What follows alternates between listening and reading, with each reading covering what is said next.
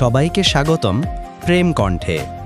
একটা গল্প শুনবেন যা বলা হয়নি তবুও থেকে গেছে মনের ভেতর। ভিডিওটা শেষ পর্যন্ত শুনুন, আর ভালোবাসলে সাবস্ক্রাইব করে পাশে থাকুন। এখানে গল্প শুধু গল্প না, এগুলো আপনারই অনুভব।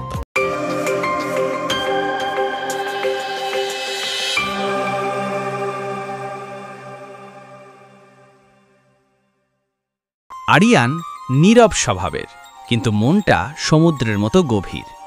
নায়লা হাসি খুশি, কিন্তু অভিমান হলে মন খুলতে দেরি করে। সন্ধ্যার বাতাসে নদীর তীরে বসে আছে আরিয়ান। চারপাশে নিস্তব্ধতা, শুধু মাঝে মাঝে জল ছলাৎ ছলাৎ করে তীরে লাগছে, কিন্তু তার ভেতরে যেন ঝড় বয়ে যাচ্ছে। দুদিন ধরে নায়লার সাথে কথা নেই। নায়লাও বাড়ির ছাদে দাঁড়িয়ে আকাশের দিকে তাকিয়ে আছে। ফোন হাতে নিয়ে কতবার নম্বর ডায়াল করল, কিন্তু প্রতিবারই কেটে দিল। তার মনে হচ্ছে আরিয়ান বুঝি ইচ্ছে করেই কথা বলছে না, আর আরিয়ানের মনে হচ্ছে নায়লা রাগ করে অন্য কারোর সাথে সময় কাটাচ্ছে।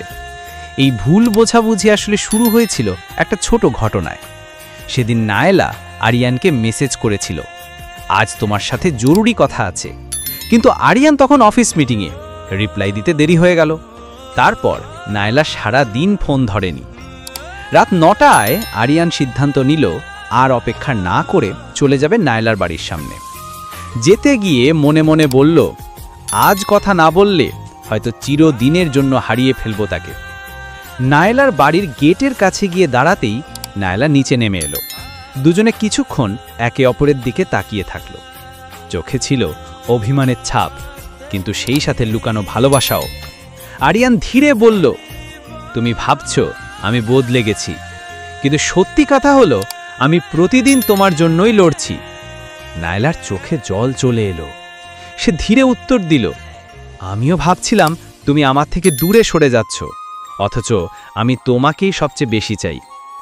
নদীর তীরে দুজনে পাশাপাশি দাঁড়িয়ে, পেছনে চাঁদের আলো, সামনে নতুন করে শুরু করার প্রতিশ্রুতি।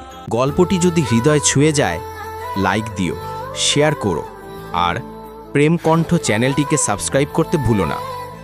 আগামী পর্বে দেখা হবে নতুন মোড়ের এক ভালোবাসার গল্পে।